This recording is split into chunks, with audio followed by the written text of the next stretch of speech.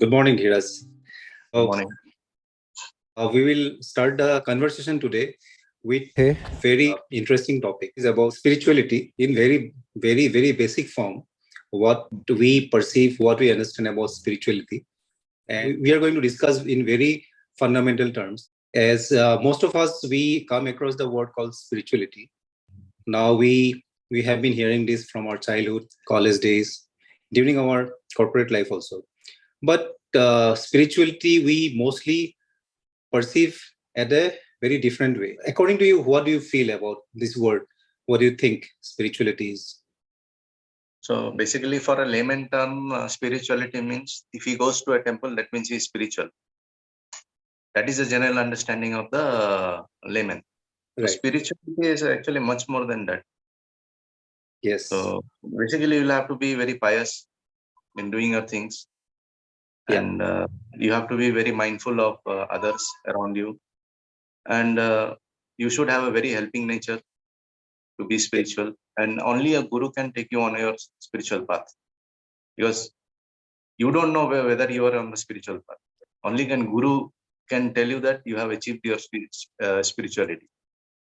So you need a guru to become spiritual. Right.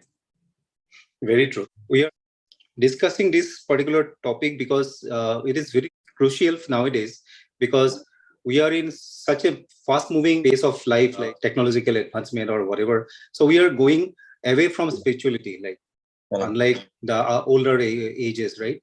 And we are in such a materialistic world, such a world where we value less to these core things in our human existence of our humanity, right? And we focus mostly on the material things. So it is very important to know and the eternal meaning of that, and how we can connect to that, right? So a spirituality, as you rightly pointed out, it is basically means like how we connect to our inner soul. Okay, to give an analogy, like now think about this way. So we think mind is something permanent, but this is a wrong assumption, because what we think right now, what we probably feel after some time, like afternoon or towards the evening, we'll be thinking differently, right? Correct. And kind of the excitement we have currently in the morning by doing some yoga or exercise, our mind will be fully energized, and over the time then our energy will go down, and our mind will react in a different way. We'll face a different circumstance and will react in a different way. So the mind fluctuates, it is not permanent. Okay. Correct. Now if we think about the body, so suppose you are doing heavy lifting and a lot of exercise in the morning, and you will feel fully energized, okay, pumped up. And over the time, again, your body will probably lose certain amount of energy, and physically you may not feel so much energized. towards the later part of the day, Body also is not so constant as we think in normal terms. And another thing is intellect. So if you think about intellect, a lot of people think that, okay, intellect, like the kind of knowledge or whatever we have, that is also sometime what will happen, that will also erase out with memory sometime, right? Okay. Another thing, the fourth thing is ego. And ego is something, because of ego we forget ourselves, our inner uh, consciousness. We perceive the things in a wrong direction, and we take wrong step, and we don't value other people. So ego is something, that is a wrong side of the ego. And the positive side also, ego is there. Because with the ego, like Dhirubhai Ambani become Dhirubhai Ambani, or Ratan Tata become Ratan Tata, right? That is a very good ego. But even though that is something, you cannot say this is permanent. Ego, whatever in ego, negative ego or positive ego. So these four things, if we consider, these are basic instinct, or the which we come across in day-to-day life. And we always sense it: mind, body, then intellect and ego. And if we consider, all these are not permanent, okay, these are temporary, transient things. Now if you think about what is permanent, then permanent is, as we have initially discussed and you have also pointed out, it is the soul. Okay, inner soul. So how we feel ourselves, basically, right? So our own consciousness.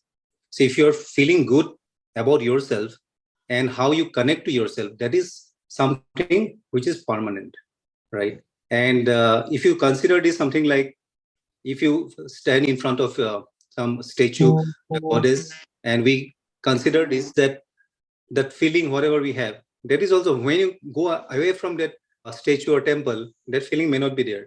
But in front of standing there, if you have some feeling about yourself, okay, about your inner soul, the way you connecting yourself with your inner soul, that is something called oneness, right?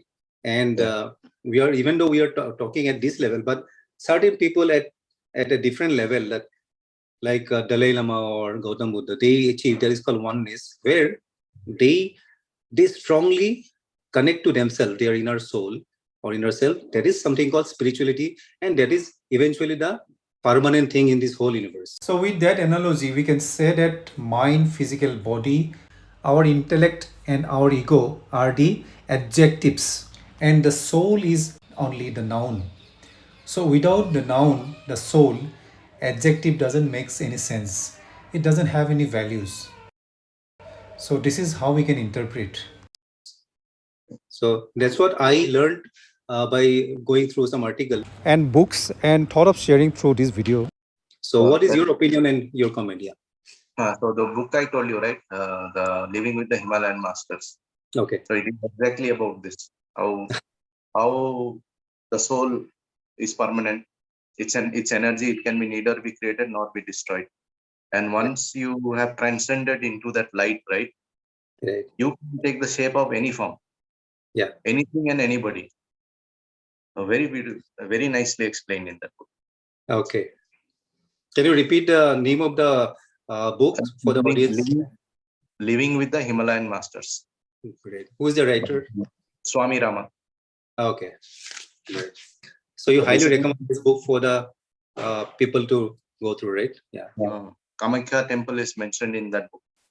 Okay. Okay. It has a very big significance in spirituality. That temple, Okay. especially that temple. No other temple is mentioned, only that. Okay. Yeah. Great. Settings in life. For example, you are rich in this birth. Okay. You may be poor in the next birth, or you may be a highly intellectual person in the next birth. The generations and generations. So basically, the soul comes to experience. It will tell what it wants to do before it takes birth. Correct. Yeah, that's true. So soul is a thing which is always remain constant, right? So it doesn't depend on the birth, or it doesn't depend on any the external influence or whatever we day-to-day life we come across, right? We always preconceive something in our mind by the influence of the external factors. Okay. But the soul doesn't get disturbed if we can connect with our soul. Whatever it happens in the surrounding, it won't affect our soul, basically, eventually, right? That's what you are saying. Yeah. Do you watch movies? Yeah. I forgot the name. I think the movie name is I Spy. Okay. It is about that soul rebirth only. How the soul will be reborn. One lady, she will die. Will die while trying to get out of a lift, which was stuck. And when she was trying to get out, the lift will start, okay? And her body will get cut into half. Oh. So this soul is reborn again in India. This is story. This first story was from the US. And the second story, the soul is born in India. It will have the same retina, this one configuration, means same color, everything. It will be a small girl when she is reborn. Actually, this girl who died in the previous birth, she was a scientist who was researching on the rebirth of souls. She and her fiance. So this fiance, he will try to match each and every genome, whoever is born in this world. He'll try to match the genome of all this one retina, then he'll check the fingerprints, everything he'll check. So by chance, he will find out that in India, this girl was born with the same traits of his fiance. So he will come to India and then he will meet the girl, and he will take her to his office in India and all those things. She will be hesitant to get inside the lift. That because the soul is scared. Soul passed away in a condition where it was getting out of the lift, and that body, died. Hmm. So the soul was afraid to get inside that lift. Then he understood at that point that actually the soul has reborn again, and this is her. Actually, soul, yeah, that is correct only. I just want to add one small thing here. Soul is basically transcended, or it is like coming from one place to another. It is not reborn, basically, right? Soul never dies. In a That layman way. term, it's Yeah, reborn. layman term, correct. Yeah. Yeah. So as you said that when the soul approaches that particular lift, it could sense the old memories and Yes. connect and took the decision accordingly. Yeah. Yes. Very nice story. What is the name of the movie?